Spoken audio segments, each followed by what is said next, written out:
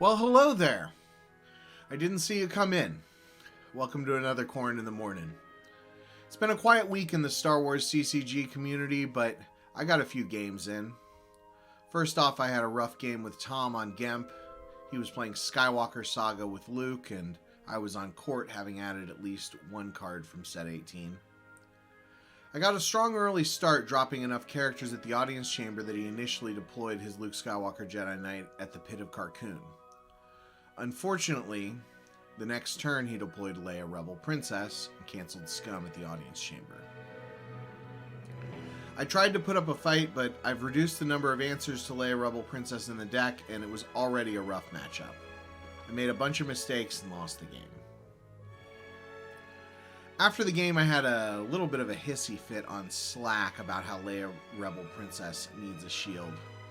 Without a doubt, I was upset at the time about losing a game, but I stand by my thesis. Leia Rebel Princess is a card that I've been getting blown out by for 20 years. You can play extra droids, None Shall Pass, Sniper, and a half dozen other cards, many of which you should be playing in your core deck anyway. That's not the point. The point is she's miserable to play against if you haven't found your answer. Pair this with her gun that can shoot characters lost, and she's at least as problematic as something like Grimtash or Lost in the Wilderness, two cards that have recently received shields. She's been around since Decipher, and I'm getting tired of her. I know you're watching. If you guys on the competitive balance team really like me, you'll make a shield for her. On Monday, I built a new light side deck and loaded it up on Gemp versus Yodad. It was a throne room mains that used the new computer interface starting interrupt. Unfortunately, the PC changed computer interface between spoiling it and releasing it, so the concept doesn't work. Yodad was kind enough to let me cancel the game. In a panic, I ported the deck over to start Home 1 War Room and Docking Bay. This was a dumb idea because Jedi Council Chamber 3 effect start would have done the same thing, only better. Maybe if I'd played Jedi Luke, I don't know. My hope was that at least it would play as a straight-ahead mains deck against some random. I ran into Thrawn 3661 playing Set Your Course for Alderaan. This was the one matchup I was hoping to avoid until I got the feel for the new deck. Because I ran little or no space. Anyway, he blew up Alderaan and started draining me for a lot. It wasn't much of a game. On Tuesday, I watched an Orson Welles movie called The Immortal Story and took a nap. On Wednesday, I met up with Tom Polinsky, who was in town to rehearse with the Columbus Symphony Orchestra. He wanted to look through a collection that I'd recently acquired to see if there was anything he needed for a new deck he was building. For someone who's a very casual player, Tom's knowledge of rare and otherwise sought-after cards is impressive.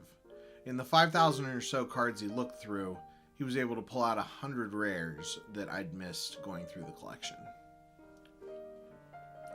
After we finished with the collection, we met up with Crazy Carl, another local player, for dinner, followed by some games. Carl was bragging about a collection that his stepdaughter found for him for $30 that included an impressive amount of playables. The best part about the night was the burgers, though. We went to a bar across the street from the Guard Tower gaming store called Johnny's that has some of the best burgers I've ever had. Also, the tater tots were great. The simple things in life, right? Curious about who would win, I suggested Tom and Carl play first.